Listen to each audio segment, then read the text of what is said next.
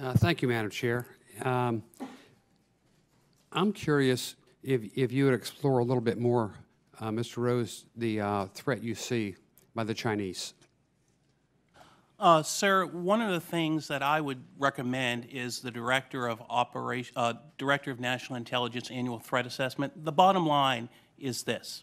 China is developing a full spectrum of anti-satellite capabilities designed to negate America's advantage in outer space. End stop. Yeah, we get that. We know.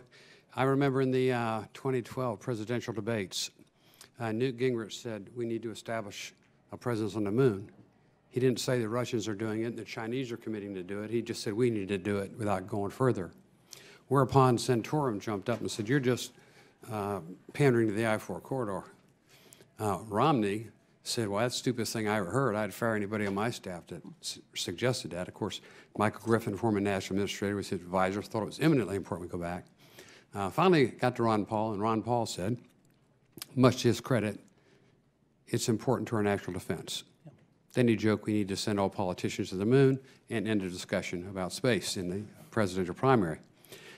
Very next day, what happened? Dr. Stoffen knows, and I'm sure Dr. Whitson knows what happened the very next day. They had to move the ISS. Why'd they have to move it? Space debris. Where'd it come from? China. Chinese satellite, 8,000 pounds. They took target practice on it. A week later, they had to move the ISS again. Why'd they have to move it this time? More space debris. Chinese again? No, Russian space debris. Well, why would the Chinese and the Russians shoot their own dog?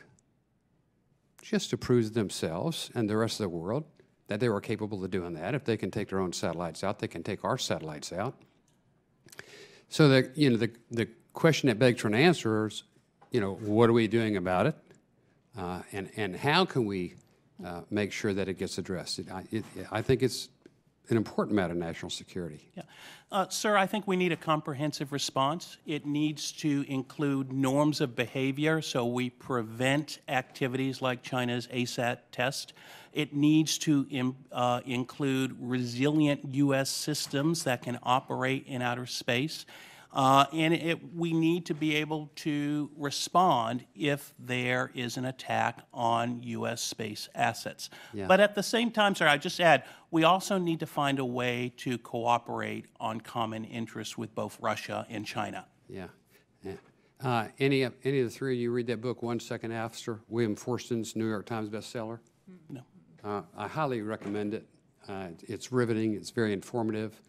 It's based upon apparently a confidential intelligence report that members of Congress get, and it's staggering what happens. I mean, we've got 30-some satellites that make our credit card use possible, our cell phones, our laptops, give us our weather reports.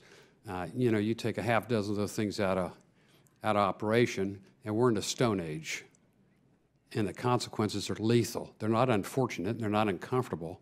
They're lethal for masses of people. So I think it's very, very important that we address this, and I thank the chair for bringing us up today, and hope that we'll continue this discussion further. Thank you. I yield back.